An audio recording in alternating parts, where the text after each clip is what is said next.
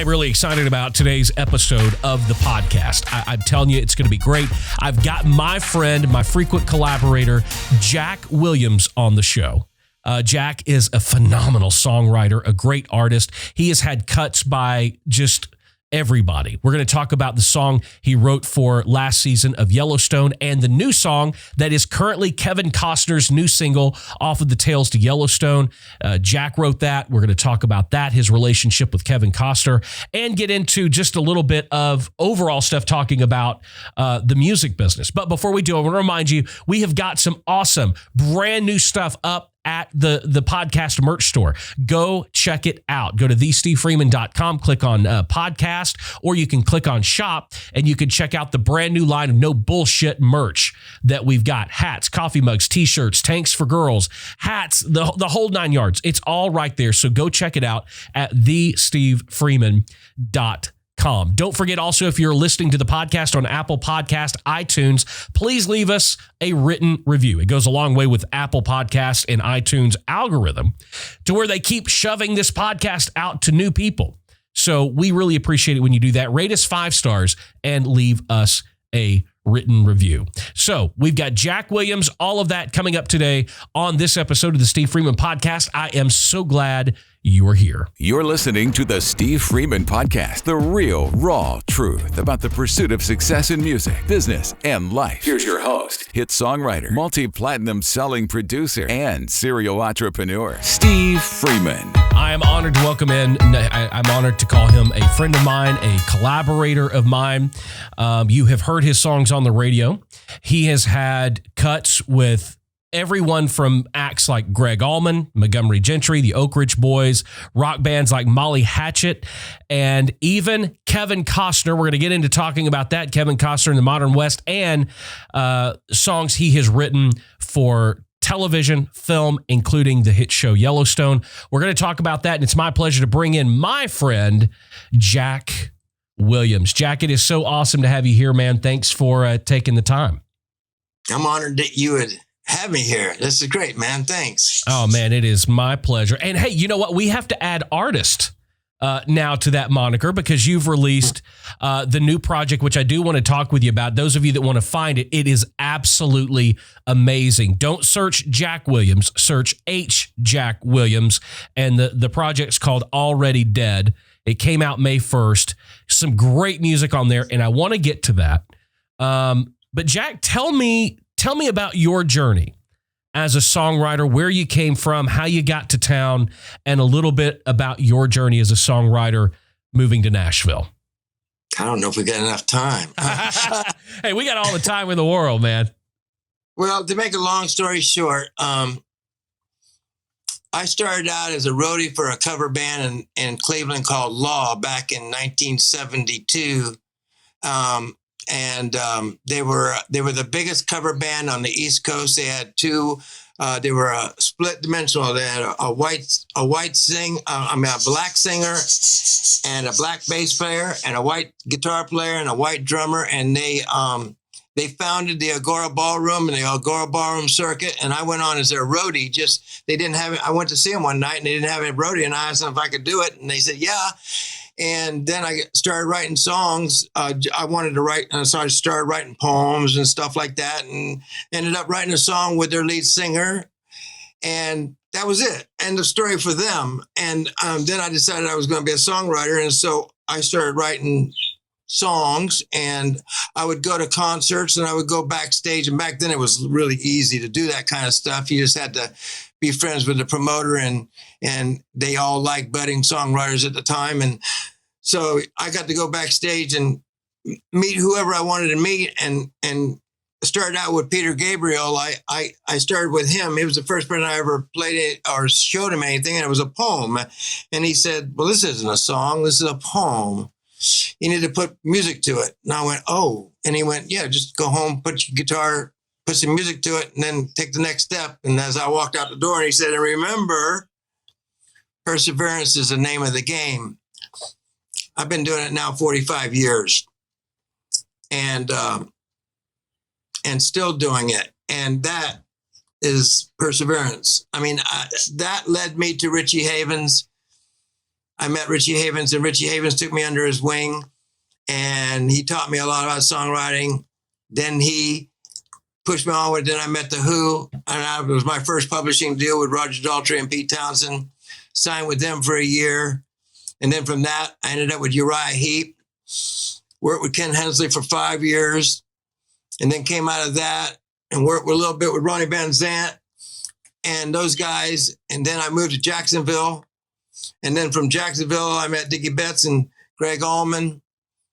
And Dickie convinced me to move here in the mid-'80s. I moved here in the mid-'80s, and Dickie Betts had a manager, Joe Sullivan, that owned a company called Sound 70 Productions. It was the biggest promoter in town. They also managed Charlie Daniels, God rest his soul. And I had just had a bunch of songs recorded by Uriah Heep, and Joe Sullivan introduced me to Noel Fox at Silver Line Gold Line that the Oak Ridge Boys owned, and they ended up signing me, and I got a couple Oak Ridge Boys cuts, and it just went on from there. I would get the odd cut. Next cut was the Greg Allman cut, and then, a Blackfoot cut. Nothing like the guys in town are getting, like with Jason Aldean or something like that. But they were all really, really cool, individual, classy little cuts, and put them all together, and they end up with a nice little picture. Well, so I still do it. Well, and I'm so glad that you said that, because to me, the definition of songwriter has changed so much over the years, because I am one of the odd guys that I would literally give anything and put money aside, just don't even think about the money aspect of it. I love when I look over your discography and the people that you've worked with. You were writing songs and coming up in a time when, number one, the song did really matter.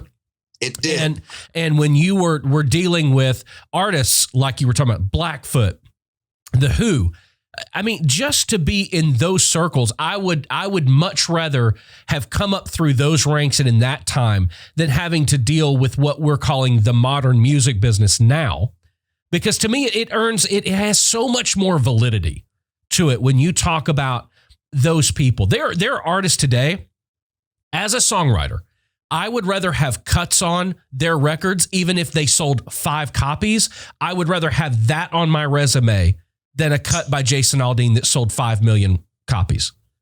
And I know for you, that's got to be a great feeling, because when you talk about bands like that, and I'll tell you, this is where I'm getting. You have played a part in music history, and you have worked with bands and had cuts on and worked with these artists that have framed and are basically the shoulders that everybody else is just standing on. And that's got to make you more proud to sit back and rest on your laurels than thinking, I am so enraged and entrapped and with this whole system of trying to get a cut on the next Florida Georgia Line record. Yes and no. Yeah, you're right. Yeah, I mean, obviously, as a songwriter, the creative part is very important. But then at the same time, we all have our own insecurities, and I suppose because I've never had a number one country hit like everybody else I know in town has, that kind of makes me feel a little bit less than what they've done, because that's just me, but I don't chase it anymore. If it happens, it happens. And if it doesn't happen, it doesn't happen. But I am, something like the Kevin Costner thing that just came out. I'm more proud of that than I'm proud of anything else in my life. I'll trade you one of my number ones for your Kevin Costner cut. Yeah. I swear to God, that to me that is about legacy. And whenever you can leave, and that's what I try to tell new artists and songwriters today. The goal is not to have a hit. The goal should be to leave a legacy. And leave something behind you that you're proud of. Because I've written hit songs that I'm not proud of. I've written hit songs that I'll refuse to play at a songwriter's round because I just am not proud of it. And you know, and I know you know that because you're a real craftsman. And we don't have very many craftsmen anymore. Now, there was a time, I mean, one of my Oak Ridge Boys songs, Everybody Wins, that song got cut just off of me playing the guitar and Jimbo singing it. I mean, Dwayne Allen, obviously, he gave us the idea, but I wrote the music and Jimbo wrote the lyrics. And then when it was all done, Dwayne had to sit in front of the producer and just played it. And that's how I got it. You can't get that. That doesn't happen anymore at all. Ever. Can you walk in and just say, let me play you a song that I just wrote and get it cut. Those days are over. I mean, it's forgotten. Unless you're an independent artist, I guess, and you know somebody like you. Like, I mean, I'm sure that if you had a friend and they played you a song and you were cutting on Danny or something like that, and they played it to you and you went, whoa, I love that. I mean, but that's different. You're old school, but I don't think that you can send a song like that to any of these people in town. No, I don't even have to think. I know that's not the case. Well, walk me through a little bit about your relationship with Kevin Costner, how that began. You had a song featured in last season of Yellowstone, which was a absolutely beautiful song. You've got songs featured on Kevin Costner and Modern West's new record, Tales from Yellowstone. Tell us about that relationship. How did that come about? Because that speaking of things that don't happen, that very rarely happens. But you guys have a great symbiotic, creative relationship, and I'd love for people to hear how that came about. Well, it came about 4 years ago when I told my wife I like everything else I've ever done, everybody I've ever worked for, I've just said, I'm going to work with that person. And I found a way to do it if it took me 4 years.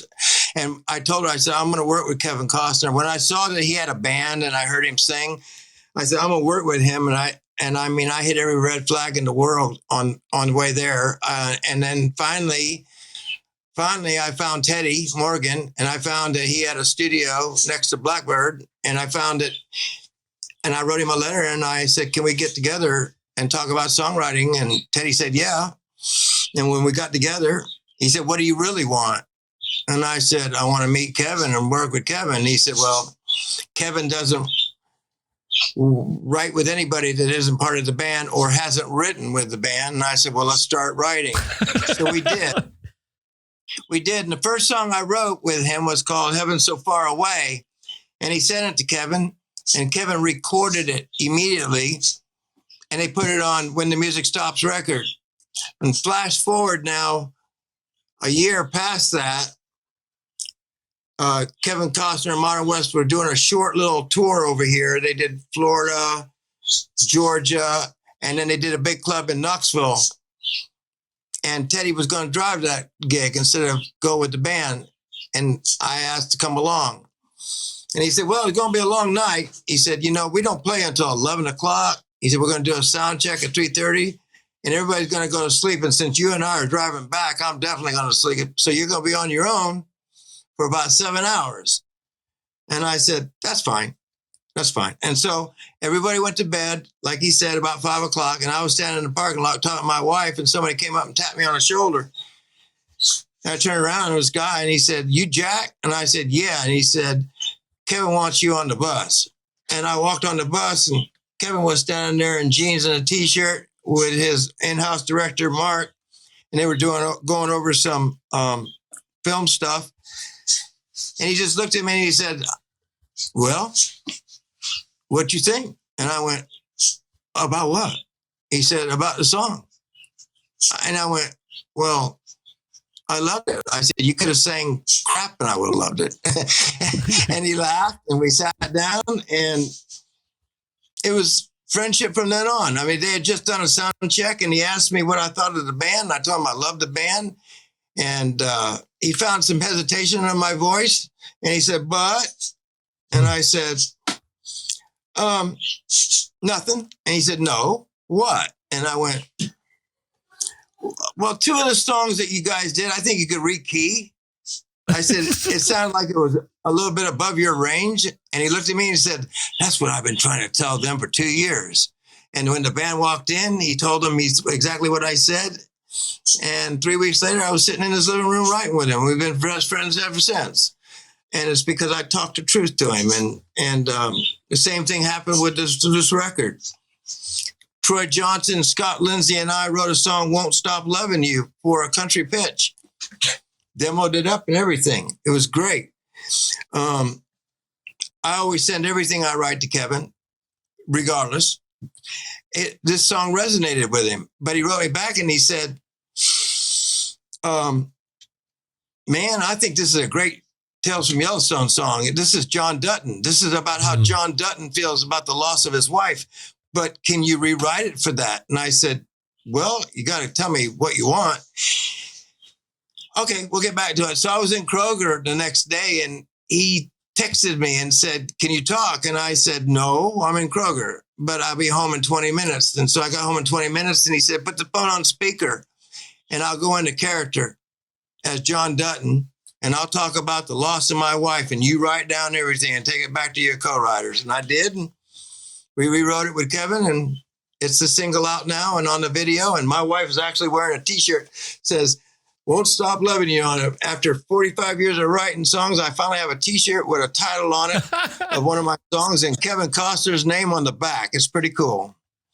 Well, and you know, for guys like you and me, and a lot of people don't understand this because so often so many people get sucked in by the illusions of grandeur of this business. But the way that you just, that is exactly right. It's almost like at this point, it's those things that you live for. You know, it's not, yes, we do what we do because, and we want money to come from it because that's how we provide for our family. Just like anybody else, just like anybody that gets up and goes to a job and clocks in. Believe you me, we get up and we clock in at 7 o'clock. And guess what? The thing about being a songwriter is you never really clock out. You're always on the job. And so, yes, we do things and we want it to succeed monetarily so that we can continue to provide for our family. But if you really want to know the truth, it's things like that. It is totally things like that. And it's the aspirations that we have that go way beyond. I told you, and we still haven't made this happen. We're going to make it happen.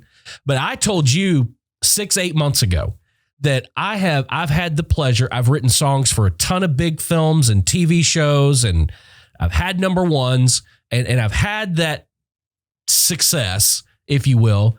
But I'll swear to God, I will not feel like I've made it unless I have a song in Yellowstone. It's just one of those things that the industry props up all of these goals that you're supposed to want to make. And it revolves around money and chart position and plaques on the wall, when in reality, it's like, man, I think those of us that are purist at heart have completely set a different set of markers that we call making it, if you will. And those don't have anything to do with charts and numbers and bank accounts. Yeah, I think that's all old school. I mean, all the songwriters I know that from the old school, when they came to town, they all knew exactly, they knew what they wanted. Like, I'm sure, and I'm probably speaking out of place here, but I've been a good friend of Jim McBride's for 30 years, so I think I can say this. I'm sure that when Jim moved to town and while he was still working for the post office, I'm sure that in his heart, he said, I want to get Alan Jackson to cut one of my songs. You know what I mean? I don't think and back then that's what you did. You came to town with a goal in mind of somebody cutting your song, and you did that. And the other thing that doesn't happen in this town anymore is if I wrote a song today and you wrote a song today, and we both happened to be in the same area at the same time, I couldn't wait to play you the song I wrote today, and you couldn't wait to play me the song you wrote today. And we both worked for different companies and everything, but that I can't remember the last time anybody played me a song that they wrote today, because nobody wants to share anything. I haven't thought about that, but you are 100%. I remember 10 years ago, 12 years ago, you, and even before, you were exactly right. We couldn't wait to share what we had created. And I don't remember I think you were the last person to send me a song that you wrote. Without pitching it. And you texted me 3 times to make sure it was okay that you did it. And I'm like, yes, send me the song. Quit asking, send me the song. I can't wait to hear it. But because the parameters of the business have changed, and it's so not like the way that it used to be, that you're right. It's like now we're scared to do that. Now we feel like, not between you and me and other, friends that we have closely, but even that, I don't have friends that go, hey man, wrote this yesterday, I wrote this morning, man, you got to hear it. I'm just so in love with this. Do you think it's because we've entered this phase of the music business where we feel it's unhealthy or prohibitive for us to share our work with one another or to be excited for each other? Oh no, I think it's because there's no more. No, I don't think it's that. I think it's because everybody's out for themselves now, and I don't think there's no more family like it used to be. It was all family back then. I mean, back in the Harlan Howard days, back in the days of those guys, it was all family. I mean, it was all one big family that would go get after work, would end up at Tavern on the Row or Third Coast or somewhere else and drink until 7 or 8, and then go sit in the car with each other and play each other's songs. Or somebody would bring a guitar out on the lawn and start, this is something I played and this is something I played, with no fear of anybody stealing an idea. But I think people do fear that now. I think because there's no family. If you don't have any family, then you don't have any trust. The trust goes away. So you don't trust. So you don't play anybody your ideas because, I don't know. I saw something posted on Facebook today. I'm not going to mention any a couple of days ago. I'm not going to mention any names, but I saw a prominent songwriter in town post a song that he just had cut. Somebody just cut, and he played a demo of it, and it was pretty close, Right. And so you got to watch out for things like that now, where you didn't back then. You didn't have to watch out for that. No, it is a completely.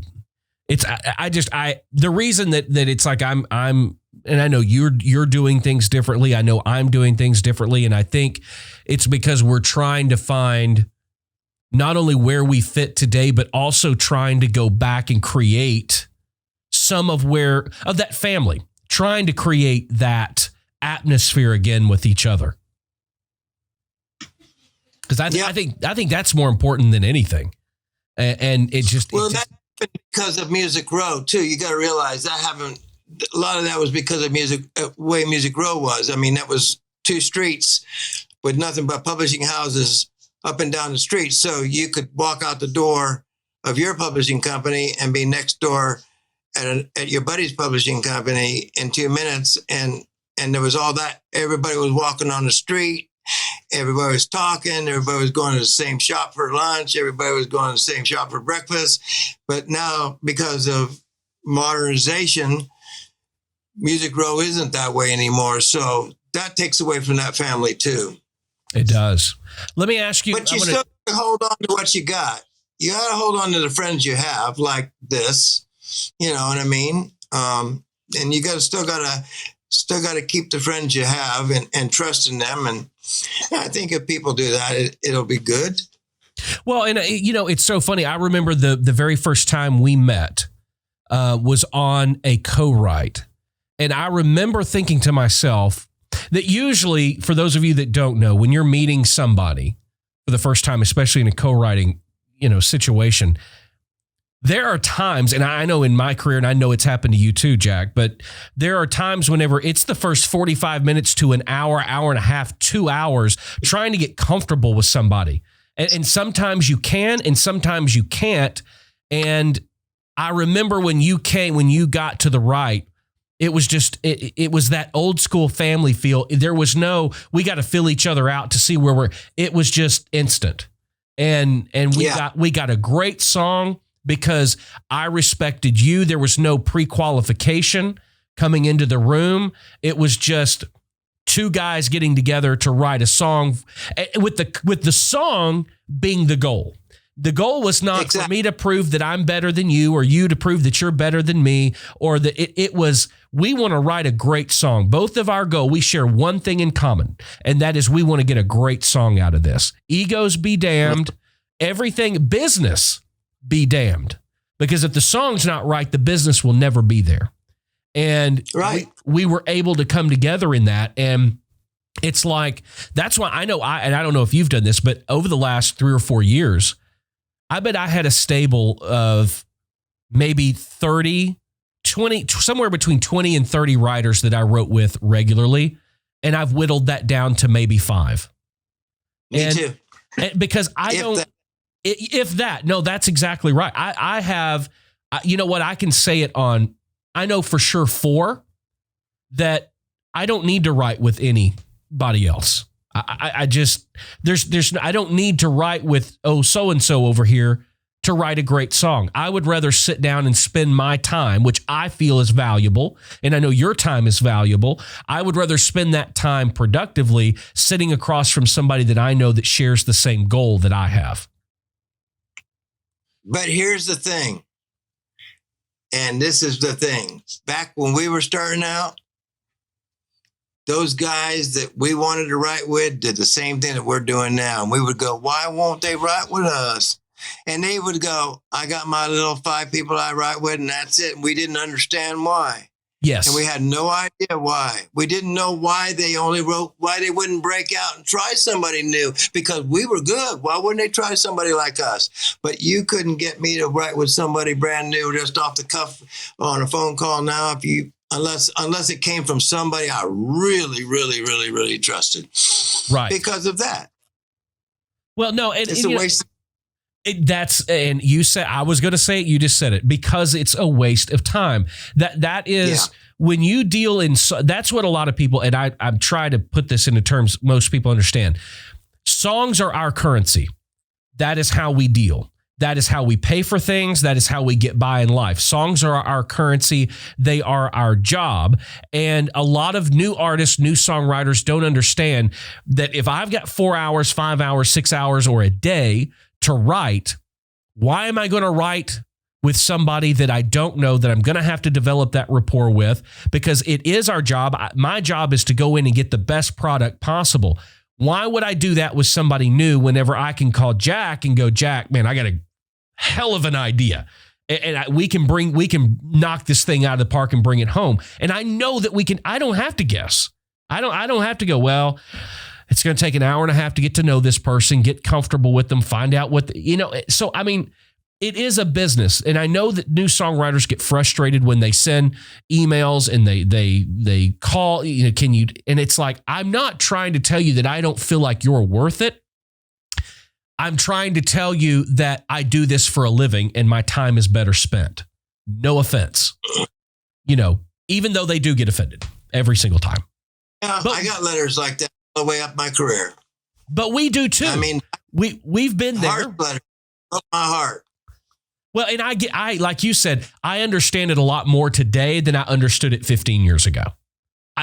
Totally different thing, different point of view.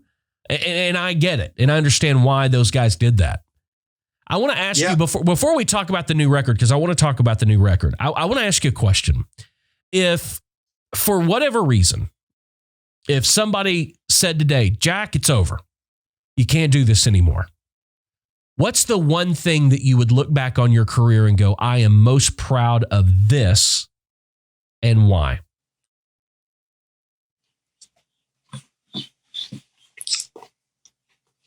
Probably the time I spent with Uriah Heep. Really?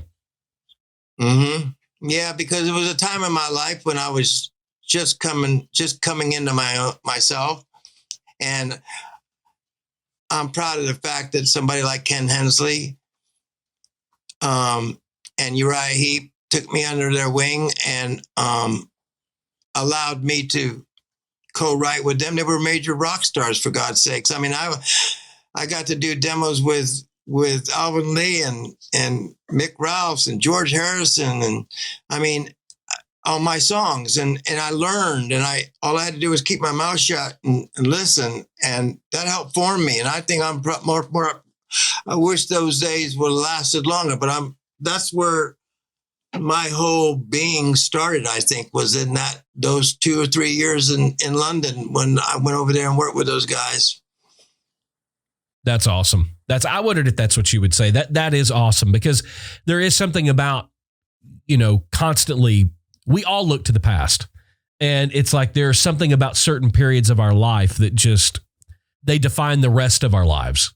And it's like, that's interesting to hear. I ask everybody that question because I find the answer so interesting. So you've written all these songs, you've had all this experience, you've always been the guy behind the lyrics and the guy behind the melody. All of a sudden this year, Jack Williams decides he's going to jump in the artist pool, and you put out a brand new project at the beginning of May called Already Dead. Tell me what made you decide to do that and take that leap from songwriter to now artist / singer-songwriter, and then tell me a little bit about the project. That was a combination of a couple of different things. That was a combination of Scott Robinson, who owns dual tone records with the Lumineers. He'd come 2 or 3 times to see me play at Libra's at Puckett's, and asked me why I didn't sing my own songs. I've always been afraid of my own voice because I work with such great singers every day that I keep my bar on singers is like my bar on guitar players. I mean, if I can't get near Tom Bukovac, then I'm no good. If I can't sing like Troy Johnson, then I can't sing, So I just was never proud of my voice. But back in the day when I worked with Richie Havens, he did the same thing. He said, you need to sing your own songs. And finally, when I got with Jills at Anthem, between Jills and Scott, everybody was like, okay, this is the sound of TV and film we're looking for, your voice. This is listen to TV, listen to Sons of Anarchy, listen to Justified, listen to the songs that are getting cut for those TV shows, all dark, raspy voices. And, and Leonard Cohen, Tom Waits, this style of voice, that's the kind of voice I have. And so I got together with Adam Box from the Brothers Osborne, and he said, I'll produce it if you write it. And we write it together. And I got with him and Mark Marchetti, who is Peggy Loretta Lynn's son-in-law. And between the three of us, we wrote those songs, and I did it. And then when the people at Anthem Film and TV heard it, and the film and TV people heard it, they said, this is exactly what we were looking for. And that gave me confidence to continue doing it. I don't know if you're not going to see me on tour or anything like that, but I don't have a problem going out and playing this stuff. And I love to play live, but I have a lot more confidence now because of that. And I got to write what I wanted to write. I got to write about my childhood, and I got to write about bad things that country music won't let you write about, Right. Which is what TV wants to hear. That is exactly right. It is. And I love so much more doing stuff for TV and film than I ever have writing for artists or other. It just, to me, it allows me to be ultimately creative, which is why we all got into this in the first place, because we had something we wanted to express, something we wanted to say. And TV, film, really, I found, and I don't know about you, but that feels like more like my home. That's where I can be me. Yeah, exactly. You can write what you want to write. I mean, if you were abandoned as a child, you can write that song, and they'll put it on behind the scene that works, So, I mean, or if somebody cheated on you and broke your heart, and you can go ahead and call her a bitch, because that works where you can't on radio, so. No, it's 100% true. You guys, you need to go. I wait something with you, because here's the thing. The thing about film and TV is the only good thing about COVID, if there's anything good about COVID, is that right now there's no shooting being done. And music is the last thing to go in. We know that. So as for like a show like Yellowstone, I haven't even begun shooting Yellowstone and don't know when. Probably be the end of August, which means it'll be early next year before they even start looking for songs. So you got all that time to find out what's going on and what the storyline is, and then write a few songs that might back up those storylines. So there's plenty of time for all of that kind of stuff. And it's really just about that, you know? Yeah, totally. For those of you watching and or listening, make sure you go check out Jack's project, Already Dead. You can find it everywhere you buy or stream your music. Search for Jack Williams. It's called Already Dead, and you're going to love it. 5 songs, Devil Road, Ain't No More, Already Dead, Change, Oh God. They're all great. I guarantee that when you first start listening, you're not going to expect what you're going to get, but what you get, you are going to absolutely 110% love. So go check it out. Already Dead. It's available now everywhere you buy and stream your music. Well, Jack, thank you for doing this, man. Thank you for taking the time. And you and I actually have a couple of songs we've written together that are going to be coming out in a few short months. On a new artist that we're excited about. And maybe when that happens, I'll have you back on. Maybe this whole COVID thing will be done and I can have you here in the studio. Yeah, well, we need to, I would love that. But more than anything, I would love it when we get together and write something for film and TV, because I just know that we're going to write something cool. Well, we're going to do that. We're going to do that for sure. Jack, thanks for taking the time. Thanks for being here, buddy. All right, brother. Thank you for having me again. I want to once again thank my buddy Jack Williams for taking the time out, being here with us on the Steve Freeman podcast today. I hope you enjoyed that. I hope you learned something, some very valuable nuggets in there. If you need to rewind it, go back, listen again.